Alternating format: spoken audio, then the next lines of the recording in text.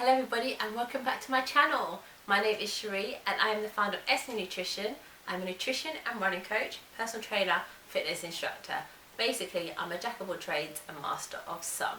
That is me. If you want to know my full story, then please go to my video from last week and I'll tell you a bit about how I got here and how I got to be a running coach. So this week, I am going to give you some top tips to make your running more fun. We are currently doing a running series because a lot of people in the lockdown can't get to a gym, don't have home gym workout things, so they're going outside to start running. But as a runner myself and as a running coach, when I go outside I see a lot of people running with the wrong techniques, look like they don't want to be there and just trudging along. So I'm here to make your runs more enjoyable, more fun and also safer for you. So are you ready for the second video in this running series? Yes, okay. Like I said before, 5 top tips how to make your runs more fun. When we go running sometimes it can be very monotonous. I know, I run half marathons and everyone's like, would you do a full marathon? Maybe one day, but we have to realise it's a mindset game. We need to make sure our minds are staying active and they're staying focused throughout the run. Physicality is one thing, but our mind is another thing. Top tip number 1, it starts before you leave the house. Get a great running outfit. Now, not something you're going to wear to your party, but something you can wear for a run. So some really lovely running leggings in your favourite colours, glitter, sparkles or pure black, whatever you fancy, that's totally up to you. Get a great pair of running shoes that you love to wear. I used to have a bright pink, really unattractive pair, but they felt so good, and because they were pink I used to love going running in them. So as long as you have a nice outfit on, you're like, okay, I feel great. You can put a tiny bit of makeup on, something that's not going to run when you get sweaty, just because you can look good and feel good when you go out on your run. That is top tip number 1. Top tip number 2, you guys are going to love this one. I am one of those weird people that doesn't listen to music when they work out. Actually, that's a lie. I do the odd times, but out of 100 runs, I would say maybe 3 or 4 of those would be with music. So even I have a running playlist. That's what I want you guys to do. So if you have Spotify, iTunes, whatever you have on your phone, your device, even people have watches now, have music on it, get a running playlist because that will definitely keep you going. And don't just throw whatever tracks, Spotify throws at you to put on your playlist. Don't do that. Get tracks that remind you specifically of happy memories, because like I said, running can get very monotonous. As you're doing your 5k, then you hear a song that takes you back to your good times at school, good holiday you went to, and before you know it, the run is over, because while you're running, you're thinking about, how great the park looks, but also how great those memories were. So these are a great playlist with some good memories and some songs that you really enjoy, and that will keep your spirits going for your run. So that was number 2. Top tip number 3 is, if you are in lockdown with someone else, get them to run with you.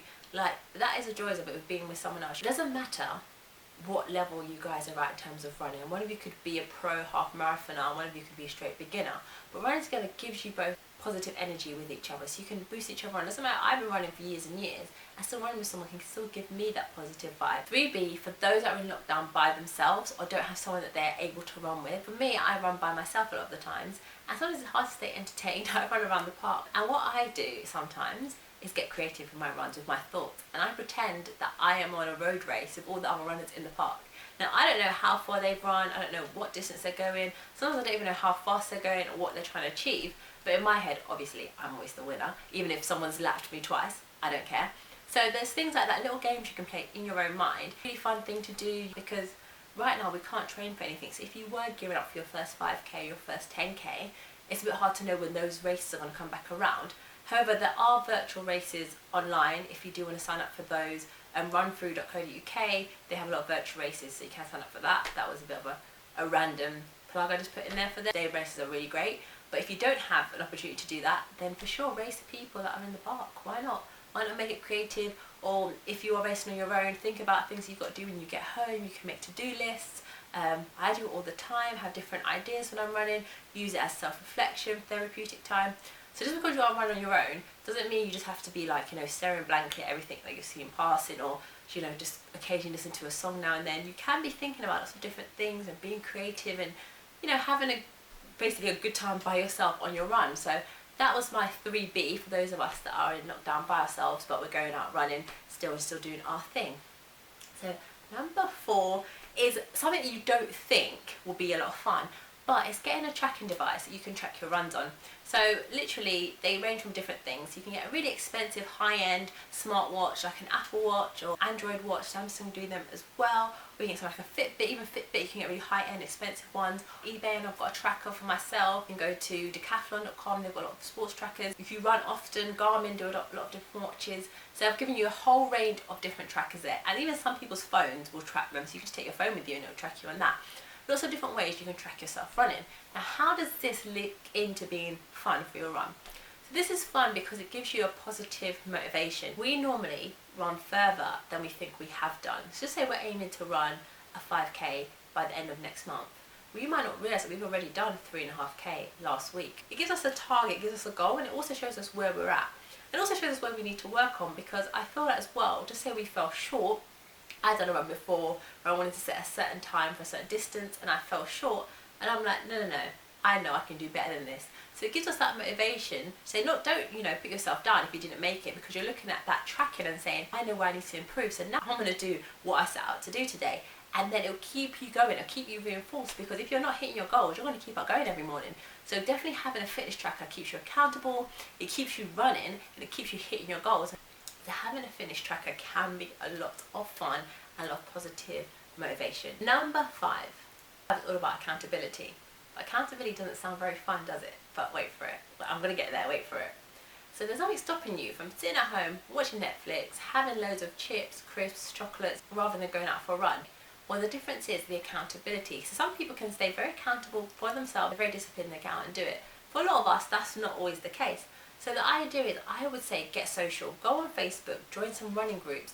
People that are on your same level. You're just starting out, you don't really want to be in a group of people that are hardcore training for marathons, because that will overwhelm you. Sharing things on your social media, people usually 9 times out of 10 on social media are very positive. When you've posted, I've run my first 2k, 3k today. To you, it might sound like, it's only 3k. But for some people that have never run in their life, that's 3k more than they've ran.